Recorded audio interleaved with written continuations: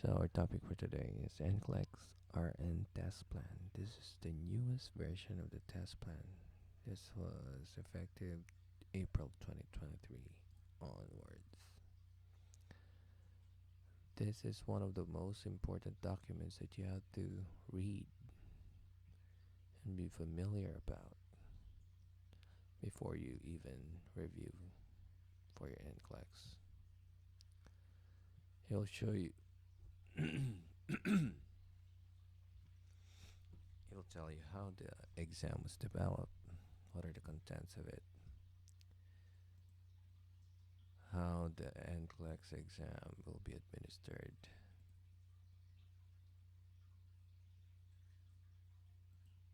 and how they develop the exam, what's the framework, what's the basis. Of course, out of the states of America, there are different licensing bodies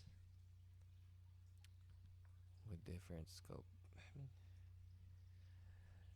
I've worked with other hospital and I've seen a lot of differences from one institution to another. And I'm telling you, they're not the same.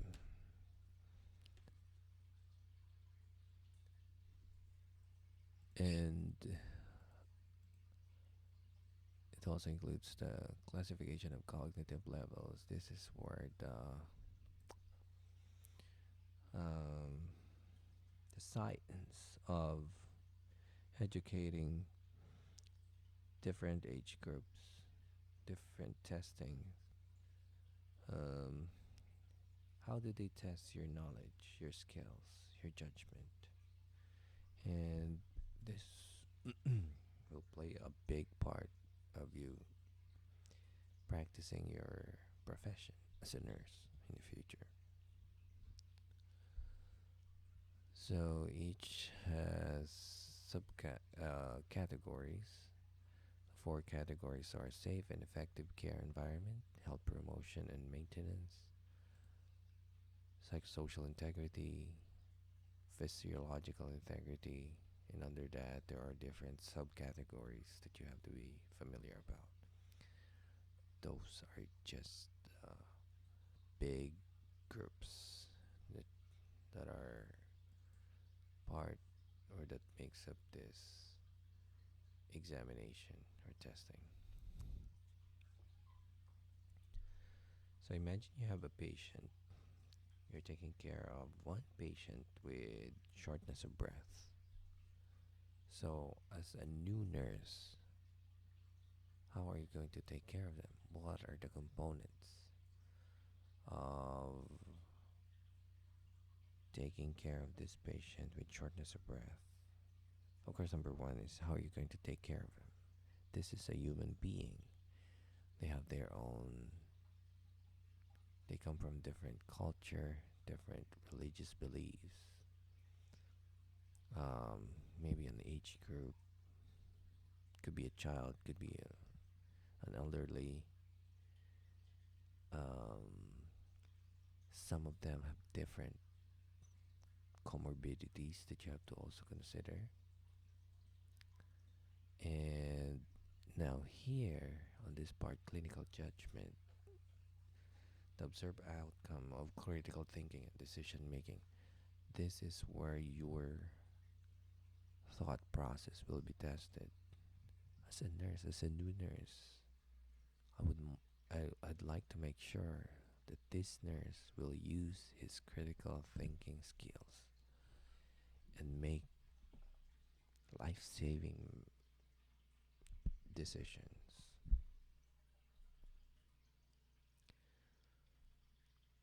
I'm sure the state or the licensing body doesn't want to hire somebody who has distorted belief system that might jeopardize the safety of the patient. Communication and documentation. This includes verbal and nonverbal interaction between the nurse and the client's significant others, and a member of the healthcare team. In a perfect world, nurses just want to deal with their patient, period. But in reality, it doesn't happen that way unless the patient, unless you were probably outside the hospital and you're taking care of the patient. Only you and the patient are there in a remote environment and you don't have any communication. It will be a different scenario. But if you're working, as simple as if you'll be working in, say, an urgent care,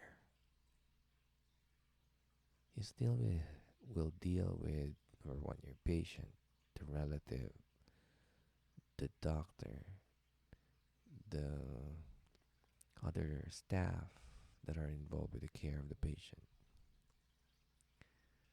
Next thing that you have to integrate in your practice is the culture and spirituality.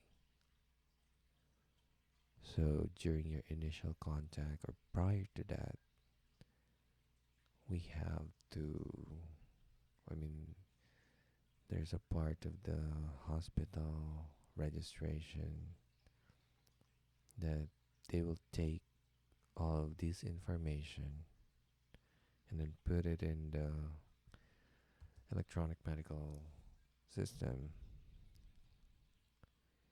And say, for example, this patient that you have has vaginal bleeding, and she's a Jehovah's Witness. So, what will come into your mind if you have those information? Alright, next is the nursing process, a scientific clinical reasoning approach to client care that includes assessment, analysis, planning, implementation, and evaluation. I think this is very important because there are a lot of questions where they will require you to assess first. I think as a new nurse, this is a one of the most difficult thing to do because unlike with the seasoned nurses, they know what to look for. They know what to ask. Say you're given a patient who is lethargic. What are you going to assess? What are you going to ask the patient?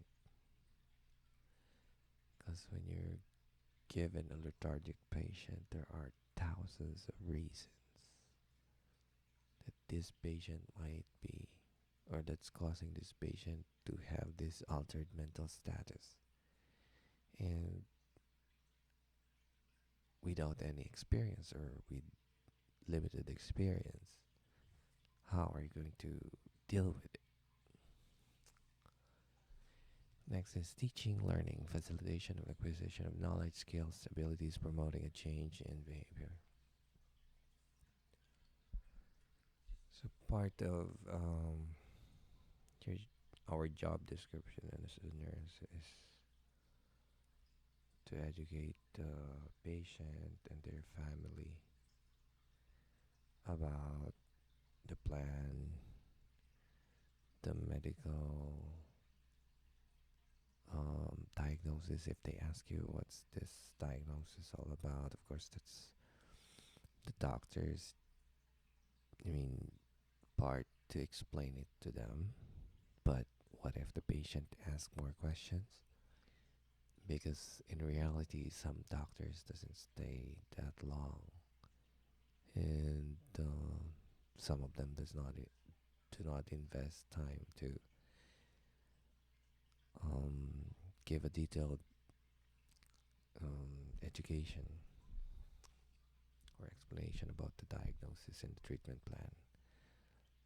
So it is also our responsibility as a nurse to expound on it, um, answer their question, most especially if this is a new diagnosis, they are anxious about it, so they'll be asking a lot of questions.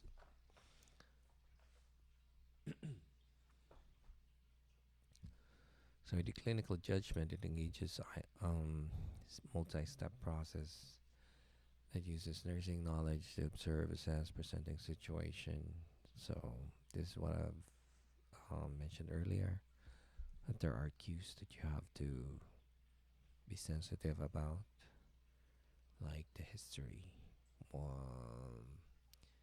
If somebody told you I'm having painful urination, what are the things that you have to ask? Somebody has like fast heartbeat and the blood pressure is dropping. What are you going to consider?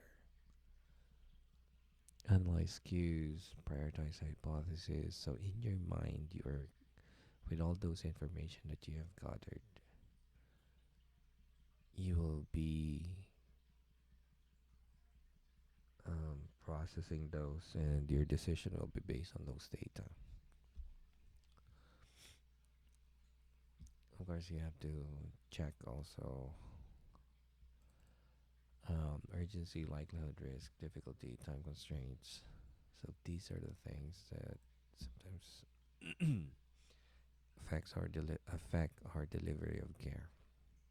Generate solutions, identify expected outcomes, and use hypotheses to define a set of intervention for the expected outcomes. So as a nurse, you will be ready. You have to have a goal or a plan for this patient. That's where your care plan comes in. So that's why during your college years, they give utmost priority to these care plans. Take actions. Implement a solution that addresses the highest priority. And again, this is where your prioritization skills come in. Like they will ask you airway breathing, circulation, when to do how to triage the patient. If you'll be given like 4 patients, who will be your first patient to check? And that will change if you have like immunocompromised patient and you have patient with contagious disease. So again, those are consideration when you're taking care of patients. Evaluate the outcomes. Compare observed outcomes to expected outcomes. And then next part of the test plan is the distribution. Um, it will tell you how much or the weight per major category, the 4 category and the subcategories. Um, I mean, you can see that the management of care is 15 to 21, which is the biggest part of the exam. Basically, it will ask about your knowledge, your basic knowledge of the as to how you're going to take care of the patient. Next to that, if you will look at it, will be the pharmacological and parenteral therapies. Because this is another main safety issues, both in new and seasoned nurses.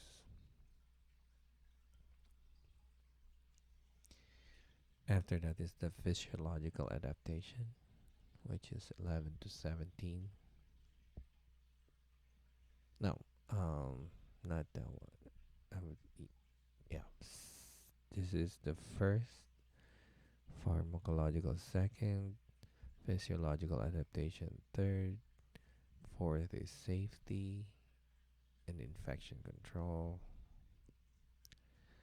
and the rest health promotion, maintenance, psychological, social, and physiological integrity, or the basic care and comfort.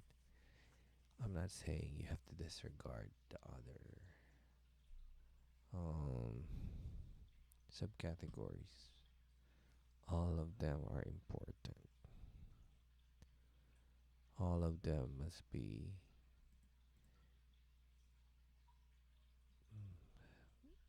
prioritized during your preparation or review. Excuse me. And here's your pie for the test plan. Um, when I plan my review, I base it on how much is the weight of that category or subcategories. I'll spend a lot of time with this. Next is this.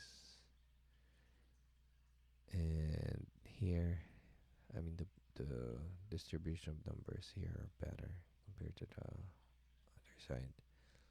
But basically, it will tell you that, okay, this is how they divide it. And this is how many exam they're getting from each category. Okay, so next is mm, I think what makes this very unique, I mean the exam for NCLEX is whether you like it or not, they have included other things, other subjects. It's not just the foundation of nursing. It includes anatomy, psychology, sociology, biology, microbiology, chemistry, and physics. Everything. Probably some of you might hate chemistry, but why do we need that in nursing? Basically, that's where the medication is reacting or your body is responding to the medication that was administered. In addition, the following concepts are applied throughout the four major client needs categories and subcategories. So, caring, clinical judgment. I have discussed most of this part. Um, Next, so this is where um, they are more specific as to what is the content of this management of care. Integrate advanced directives to the client plan of care.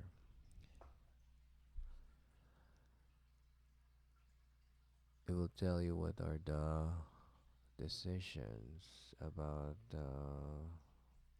methods of life saving measures to revive the patient if needed. Some patient doesn't want to be revived or resuscitated.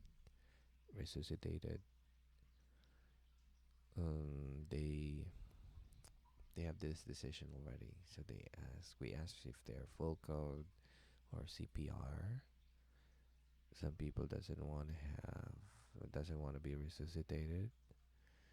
Some patients they have healthcare proxy, they have their living will, so you have to ask all of those things before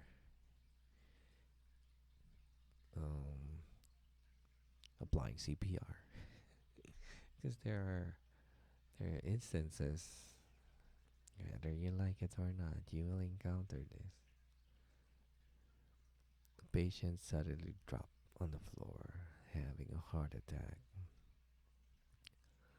and you don't know. You don't know the patient. You just came in and start of your shift. So what's your decision? Are you going to apply CPR right away? Or do you need to check first if they have advanced directives? Delegated supervised care of the patient provided. So this is where you will assign some tasks to the LPN, LVN. This is the personnel and other RNs, especially if you're the senior RN. Organize workload to manage time effectively. Excuse me. It's I mean nursing is very complicated complicated process. It involves a lot of things, a lot of activities, and you cannot do everything for your patient. So you really have to be ready to safely delegate some of the tasks so that you will meet the needs of the patient. Practice and advocate for cost effective care. This is where you will manage your resources. Initiate, evaluate, and update client plan of care. Um, because on initial contact, the doctor will have an impression as to what the patient condition is, but as they stay in the hospital, they will see more symptoms, signs and symptoms. And sometimes those minute signs and symptoms um, can alter the course of treatment or medical care. And during those phases, you must be ready to discuss with the patient what's the plan, what's the goal. You have to know how to evaluate them. And are you meeting those goals? Provide education to clients, staff about clients' rights and responsibilities. Advocate for clients' rights and needs. You have the physical needs, all those needs. It's just your needs, but that's a lot. Physical, later on, you emotional needs, spiritual, even sometimes financial and social cultural needs. Collaborate with multidisciplinary team members when providing client care. The most common, you have physical therapy, nutritionist, social worker. Sometimes you have to um, contact, or the doctor will be contacting other services. Um, it's just too complicated to be in a hospital because there are different departments involved in the care of one patient. Management conflicts among clients and healthcare staff.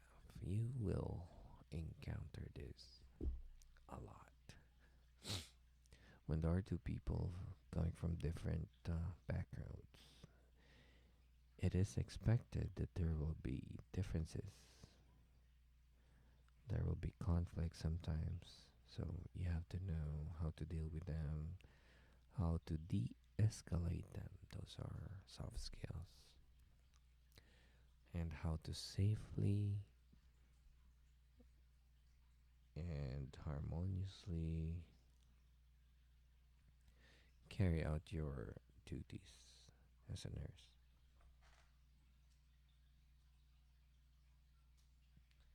Next is maintain client confidentiality and privacy. This is where the HIPAA come in. How to protect the client's records, how to maintain privacy, and what are the issues in privacy. You've heard a lot of stories about um, patients suing the doctors for um, harassing them, doing other unnecessary things, activities, even sometimes sexual harassment. Provide and receive hand of care on assigned clients.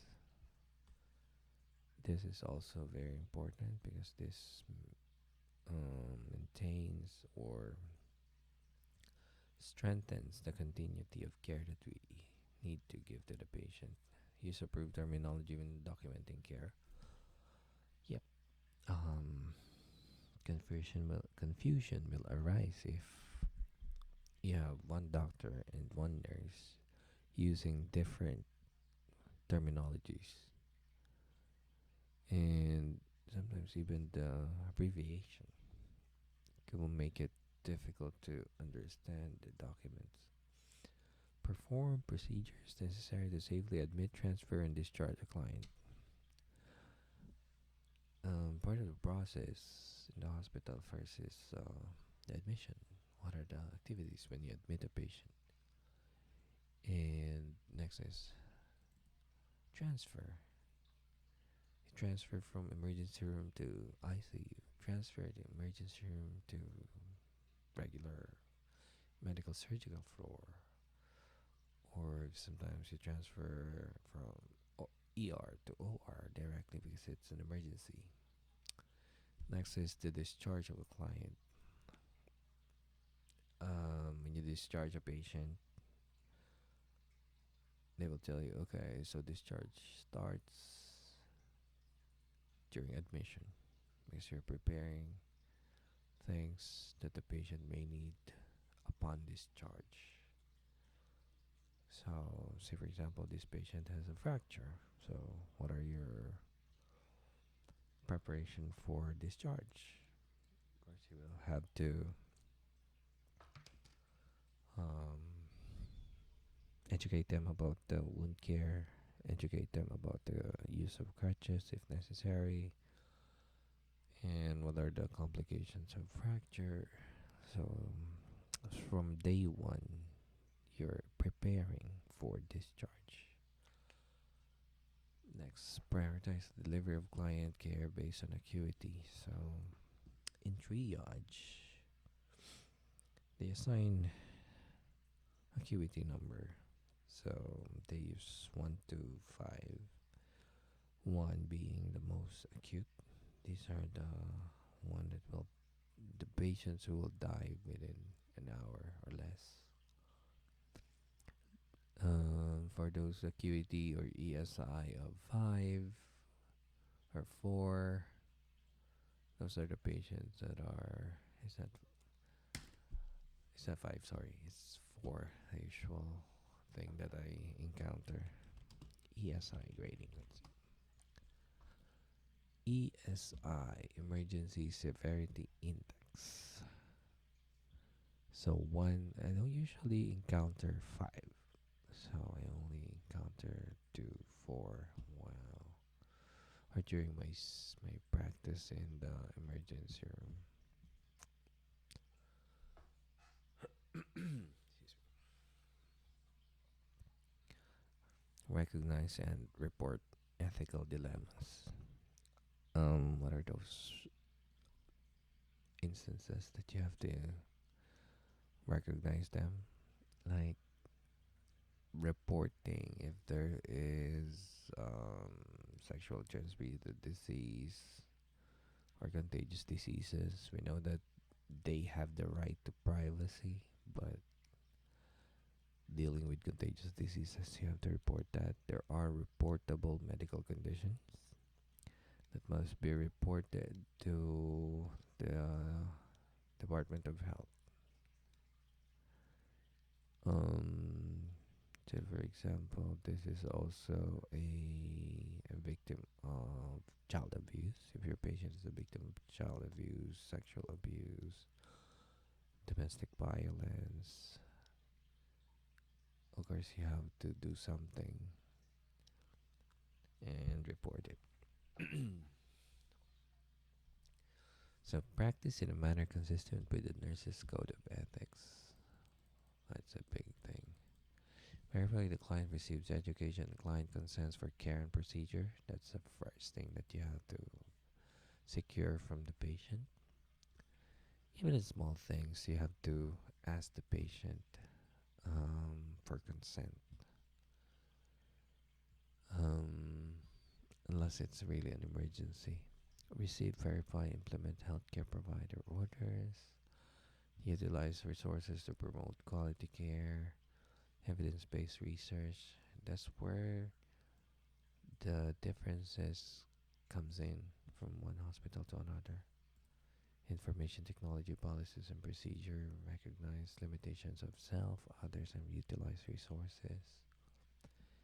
Report client condition as required by law. As I've said earlier, cases of abuse, neglect, communicable diseases. Sometimes those broken bones of kids, if you have encountered fracture with some bruises, some marks on the skin, those will alert or those will trigger that you have to alert the authorities for suspected child abuse. Provide care with legal scope of practice. Participate in performance improvement projects. So each hospital they have their different performance improvement projects. Sometimes they assign it to the senior nurses. They have like champions for example, for hand washing, champions for um like giving ACLS, champions for what do you call this? Champions for say hypoglycemia management. So those are quality improvement projects for different institutions. Assess the need for referrals and obtain necessary orders. Say the patient is on their end of life. What are your options? What are the resources? You gotta call the palliative care. Sometimes you have to ask them about their religion. Do they have religious practices that must be honored? Another major category is safety and infection control. Yeah, we always ask this. Assess client for allergies and intervene as needed.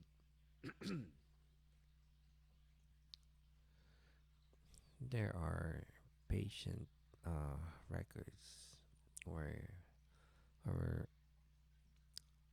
if this is a returning patient and you saw the record that they are allergic to ibuprofen,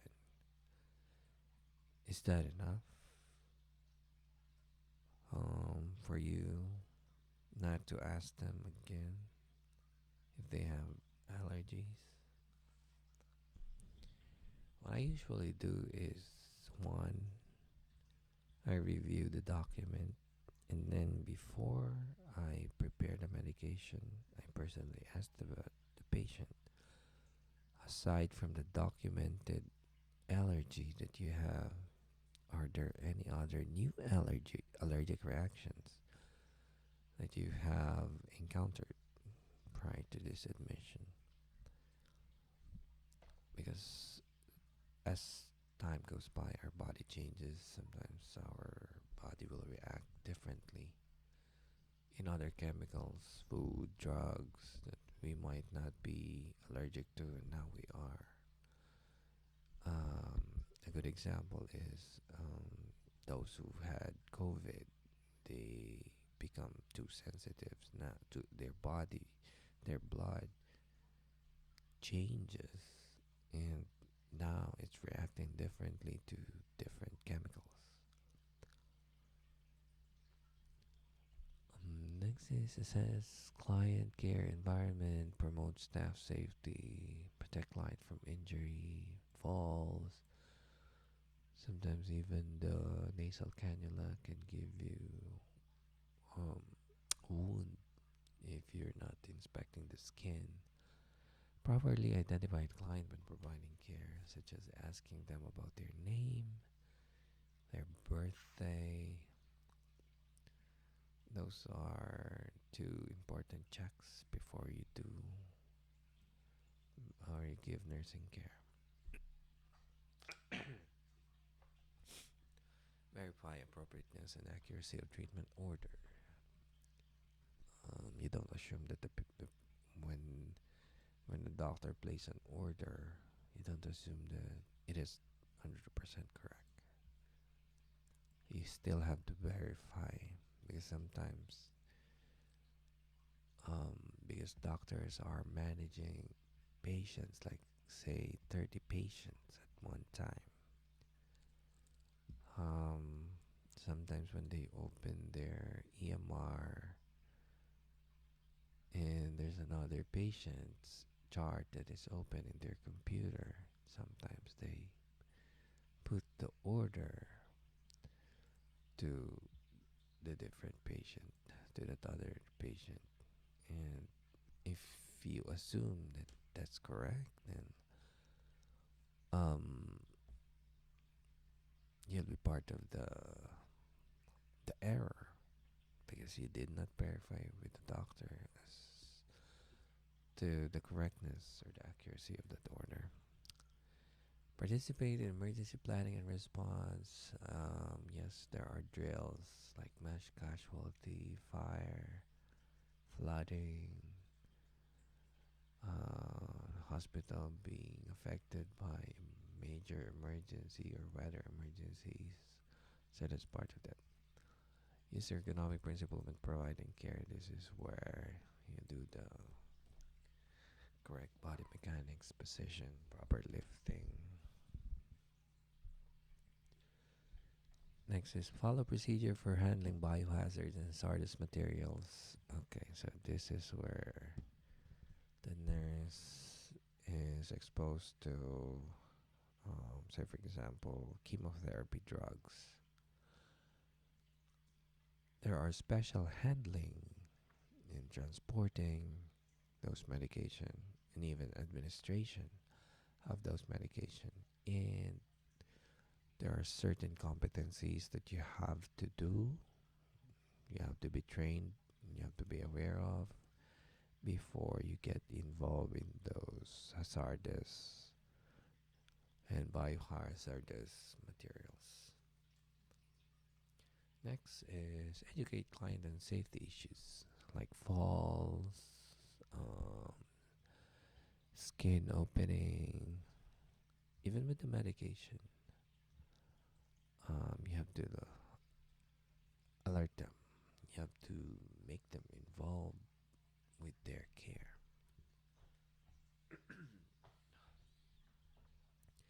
Acknowledge and document practice errors and near misses. So when you are involved in an error or near misses, hospital has different hospitals have their own reporting steps or procedures. Report, intervene, escalate unsafe practice of healthcare personnel such as substance abuse. Like you'll encounter some nurses or involved in illegal practices. They will switch or swap narcotics, especially for those patients who are in pain.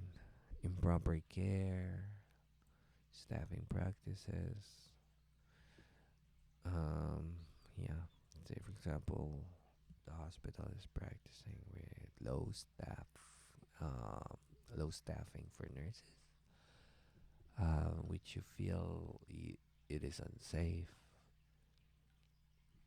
So sometimes they have what they call protest of assignment because if you have too many patients and you cannot take care of them all at once, or sometimes the patient will be neglected for hours without receiving any intervention, then you have to escalate those.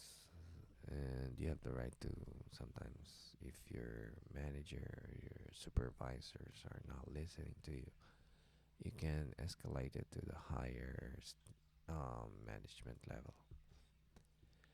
Next is facilitate appropriate and safe use of equipment.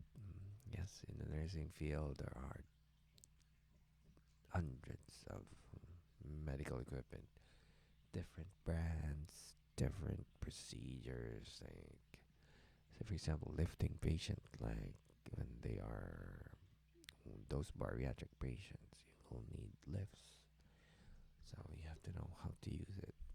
And as a rule of thumb, you have to receive proper training before you touch those equipment. Follow security plan and procedures for newborn security because lot of hospitals are dealing with this newborn security. There are like abduction of infants or neonates, violence, controlled access, especially now that we have a lot higher cases of active shooting or shooter. Next is apply principle of infection prevention, such as hand hygiene, aseptic technique, isolation, sterile technique, universal standard, enhanced barriers.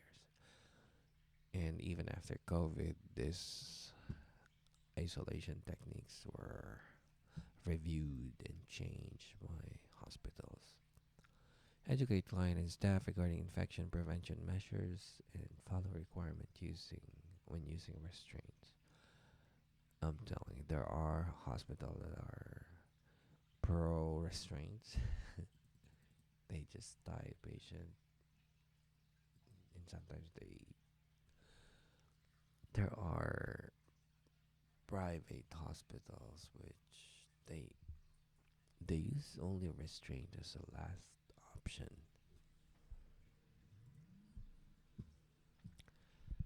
Next major categories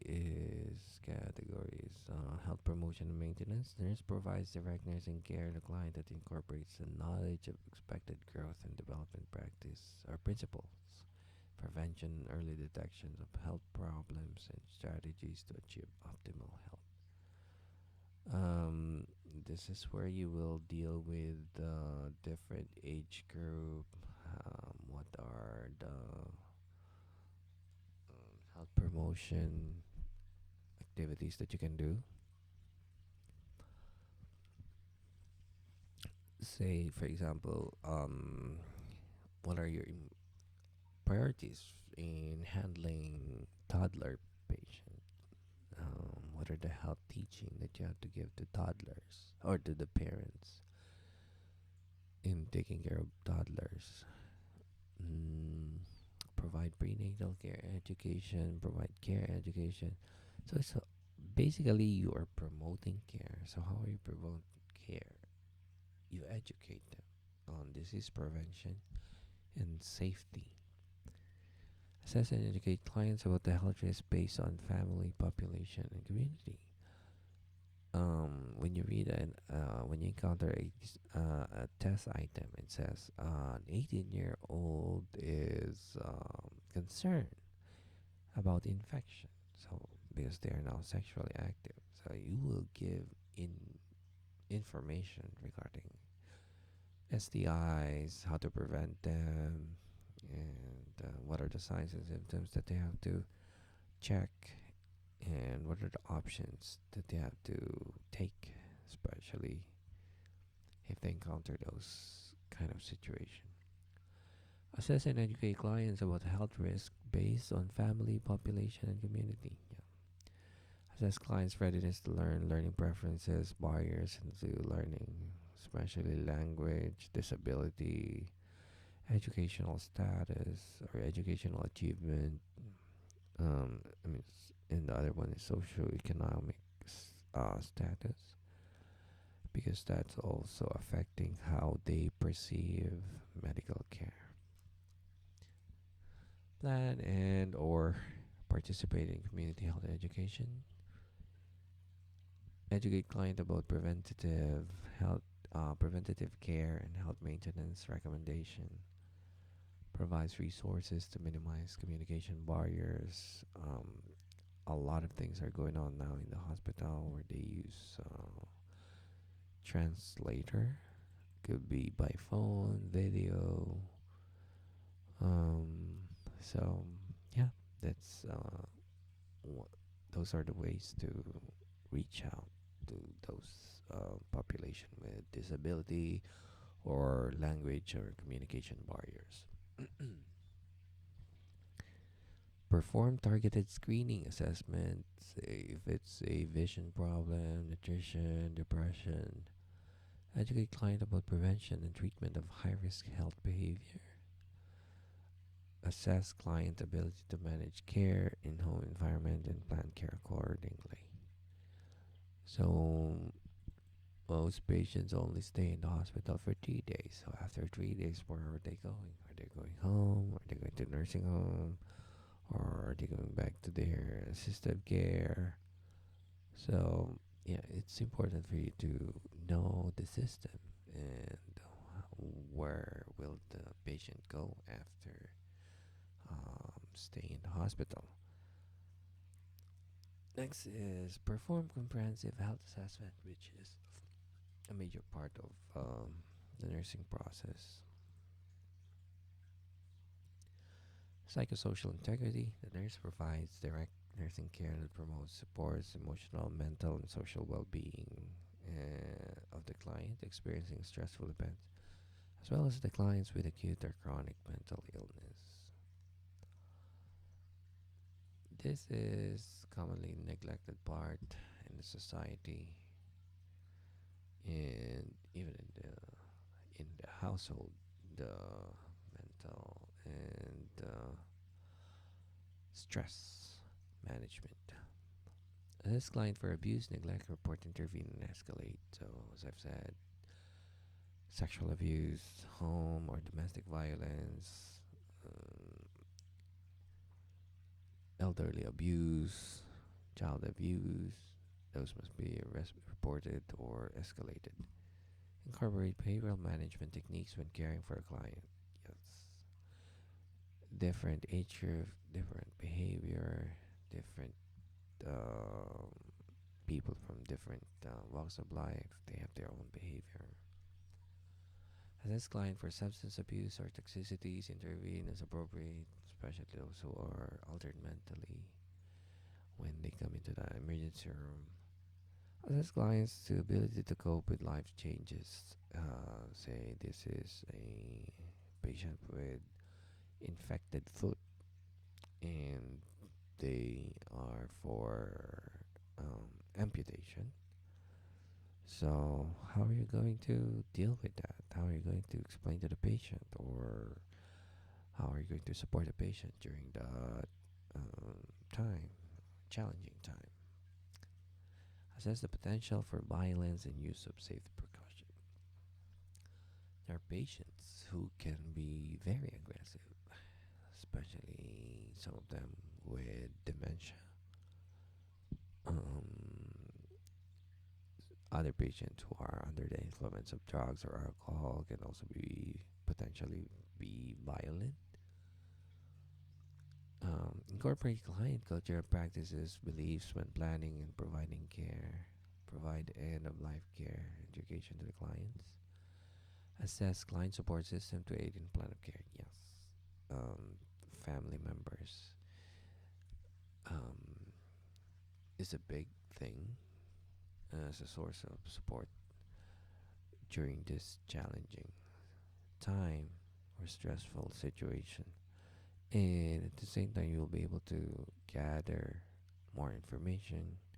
And the more information that you know about the patient, the better care that you'll be able to provide for them.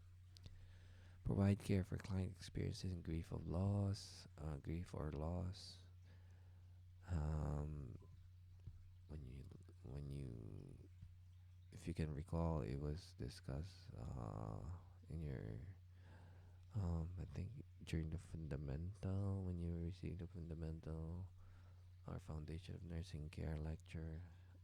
They discuss about the grieving process or the differences of how different culture grieve.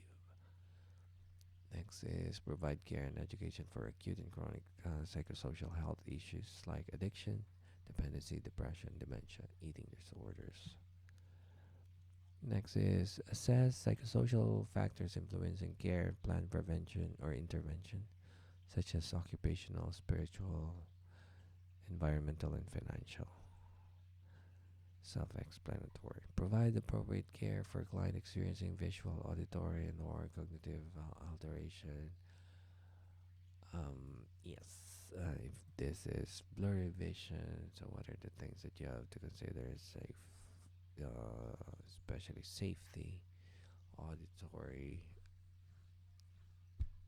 Um, some of them get or some of this situation worsen if they are further, or they if you add more stimulation, like a noisy environment, hot environment, or crowded environment can exacerbate their medical or psychiatric condition. Recognize nonverbal cues to physical or psychosocial or psychological stressors, like pacing, how they communicate with you, their eye contact. So you have to consider that not only it will make you an effective nurse, but it will also for your safety. Because sometimes those non-verbal cues comes up before they become aggressive. Next is use of therapeutic communication techniques, promote a therapeutic environment. So that's it for the category of psychosocial integrity. Next is physiological integrity. Here, the nurse promotes physical health and wellness by providing care and comfort, reducing client risk and potential managing health alteration. So the basic care and comfort, this is the nursing part where the skills when we carry out those nursing procedures. So here it is. Assist client to compensate for physical or sensory impairment, like the use of assistive device for those who cannot walk, positioning. Next is assess manage client with an alteration in bowel and bladder elimination. Those who are incontinent, those who are with irritable bowel syndrome, those with diarrhea, those with constipation. How are you going to manage those?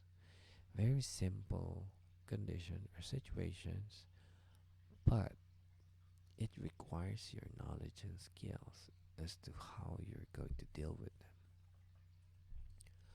Perform irrigation like bladder, ear, eye. Yes, those are very common. Continuous bladder irrigation, ear, like foreign body. How are you going to remove that? Eyes, like chemicals that was spilled in or chemical contact. Sometimes foreign body on the eye. How are you going to irrigate them? Next is perform skin assessment and implement measures to maintain skin integrity. Yes, very basic. You've encountered that in um, nursing school. They discuss how you assess the skin. What are those rashes, pustules, even the burns, pressure ulcer. How are you going to assess those? Next is apply, maintain, and remove orthopedic devices. Casting. Um, you also have the pins, external fixators, sling. Next is implement measures to promote circulation, active or passive range of motion, positioning, and mobilization. Yes, walking, exercise, physical therapy, positioning of the bed. Next is assess client for pain intervention, intervene as appropriate. Recognize complementary therapies, identify potential benefits and contraindication like aromatherapy, acupressure, supplements. Next, provide non-pharmacological comfort measures, especially for pain. Um, yeah, pain. I would say some non-pharmacological comfort measures, like if the patient cannot sleep, cannot pee, those basic physiological function that's not working, Properly, you may try non-pharmacologic management or comfort measures first. Evaluate the client's nutritional status and intervene as needed. Provide client nutrition through tube feedings. You will encounter that, especially in the nursing home or those who had surgery. Those kids who cannot swallow, they put feeding tube. Congenital anomaly or congenital problem. The patient cannot eat, drink, pee.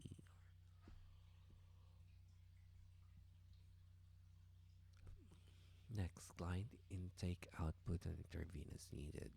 So, who are these patients who have strict INOs? Those with um, cardiac or congestive heart failure, those with renal problem, those who are given Lasix, those who are vomiting, having diarrhea. So you gotta document those things. Assess client performance of activities of daily living and assist when needed.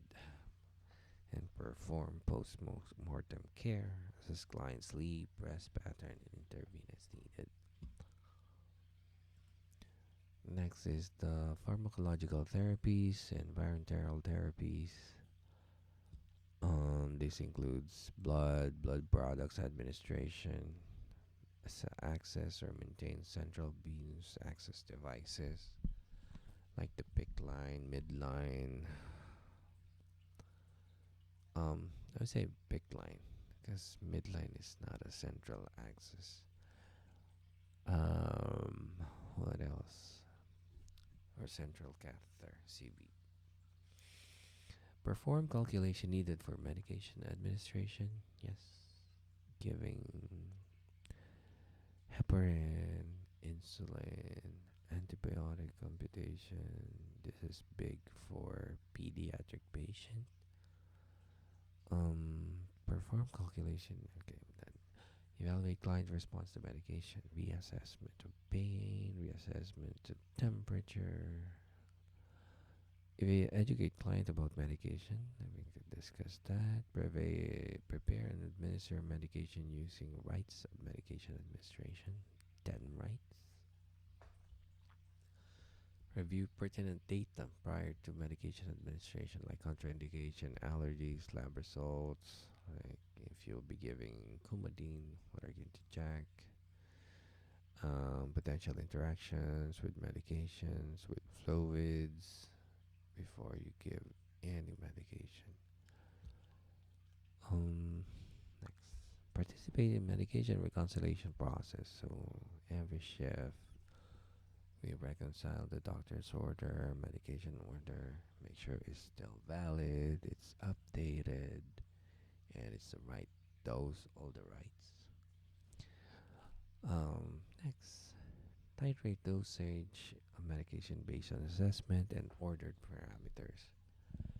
This is big for medication for blood pressure, heparin drips, other drips that they use. Dispose of medication safety, cancer, chemotherapy drugs, they have their own ways of disposing it. Simple as patches, how you dispose those fentanyl patches. Um, how do you handle medication that might be absorbed using your skin? How do you handle medication that can be accidentally inhaled and that will affect your system? Handle and maintain medication in a safe and controlled environment. That's next. Evaluate the appropriateness and accuracy of medication order for client. Handle and administer high-risk medication safely. Monitor intravenous infusion and management of site. This is where the plebitis comes in. Infiltration, how are you going to maintain that? How are you going to intervene if there's any problem with the access? Next is monitor intravenous infusion and okay, next administer medication for pain management. Yes, you have to assess the pain before you medicate the patient. And after an hour, after 30 minutes, if it is an IV pain medication, you have to check or reassess the patient. Next is administer parenteral nutrition and evaluate client response. So the IV um, or the TPN, they call it total parenteral nutrition. What are the things that you have to consider? What are the things that you have to monitor? And um, what kind of access are you going to use for TPN? Reduction of risk potential. So we're now dealing with what are the things that might affect the patient's health based on what measures we're going to apply. As simple as managing the vital signs or checking the vital signs, especially if you're dealing with asthma, with hypertension, shock. Perform testing with scope of practice like EKG, glucose monitoring.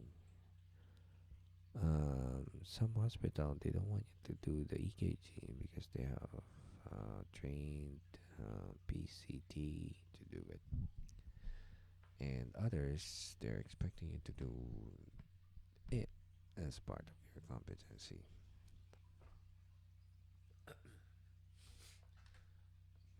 Monitor the result of diagnostic testing and intervene as needed. Say, for example, it is a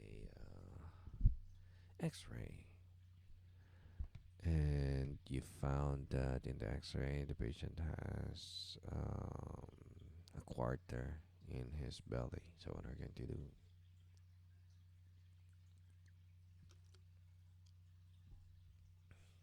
Next, obtain blood specimen, which is very basic part of the routine nursing intervention. Obtain specimen other than blood for diagnostic testing, like urine, sputum, stool. Insert, maintain, or remove NGT or OGT. Yes, there are hospitals that allows you to perform those skills, and there are hospitals that don't. So you have to know. Insert, maintain, remove urinary catheter. Insert, maintain, remove peripheral IV lines. Maintain percutaneous feeding tube. Next is apply maintenance worms. Promote venous return like the antabolic stockings, sequential compression devices. Those with the machine, and then it compresses your leg or the patient's leg so the blood will flow back to the heart. Use precaution to prevent injury, such as falls, giving the wrong medication that made the patient altered. Next, recognize trends and changes in the client condition, perform focus assessment. Okay, so these are the ways that uh, you will be avoiding lawsuits. Physiological adaptation. Um, assist with invasive procedures like putting central lines, especially those patients who are septic, thoracentesis, bronchoscopy, implement and monitor phototherapy, those with high bilirubin, a jaundice baby, maintain optimal temperature of the client. Of course, you have to know the normal temperature for that age and that client that you have, managing fever.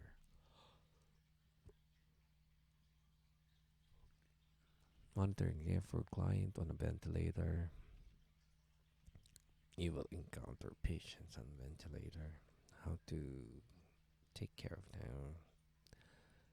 What are the parameters? What are the numbers that you have to know? Like FiO2, backup rate, respiratory rate, total the respiratory volume, wound vac. This is some equipments that you have to know, that you have to use. How to use the chest tube, wound drains, pigtails, negative pressure.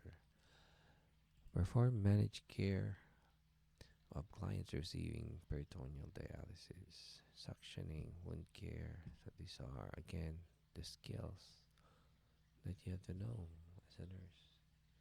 Continuous renal replacement therapy, telemetry, pacing device, arterial line, so management of care of client with a alteration in hemodynamics, tissue perfusion, and hemostasis.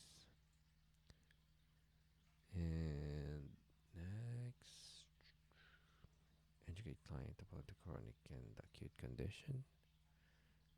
Some about impaired ventilation and oxygenation, chronic diagnosis, perform emergency care process or procedure, and identify pathophysiology related to an acute or chronic condition. Recognize signs and symptoms of client complication and intervention. So those are the four major categories. And what are the subcategories? So looking at those things, you can easily say that, oh, this is part of the exam. I need to review about the feeding tube. If you're not good at feeding tube, peripheral IV lines, urinary catheter, how to do it, what are the steps. So, yeah, basically, that's part of the test. Those are parts of the test. And on the lower, on the third part of this test plan, it says how the NCLEX exam will be administered. How long it will take, how many items are you going to answer, um, how much time do you have, and next is passing the standard. This will how they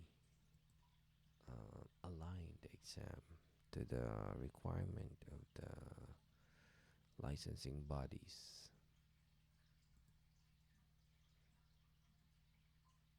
and how your exam will be scored. To simplify, it's only expecting you to be consistently right in answering the questions so that you will stop uh, when you reach the item 85.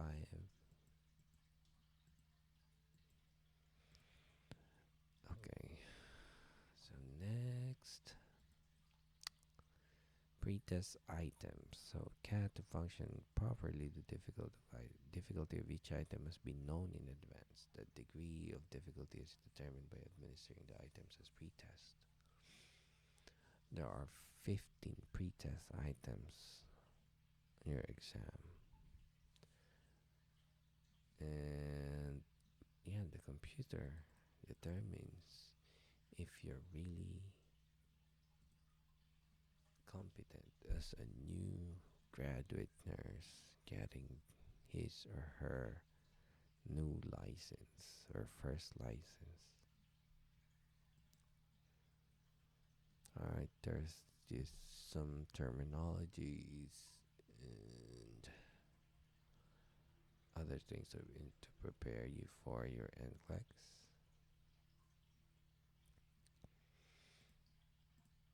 And this, we've gone through this already. Um, but these are the situations that you usually encounter in the hospital, like Ethical practice, now it is more itemized as to what are the subcategories of those subcategories of the test plan or test major category. So that's why the middle part of this document is more specific as to what are the things that you have to be aware of, especially when you're talking about ergonomic principles. So, this is like the framework of the NCLEX exam.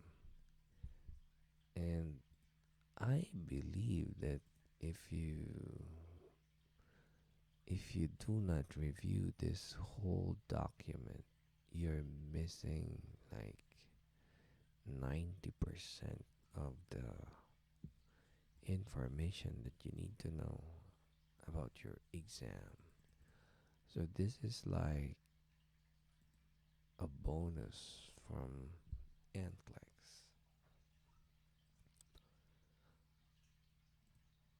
because this will serve as a framework for your review as well. It is like your checklist as to what are the things that you don't know, and you have to review more on that competency, especially if you're from a different country where the practice is much different from the practice here in the US. So that's another pitfall because sometimes they will compare their healthcare from the healthcare system of the United States, which is really a big difference. So I think that's it. I don't want to explain this in details because this is a lot, and I'm telling you, you have to really read the test plan before you start reviewing. Otherwise, you'll be like a blind person walking in the highway or crossing the highway without any idea what's going to happen or what's ahead of them. I mean, you might have taken other exam in your country, but I can say that the exam here for NCLEX is different. Thank you.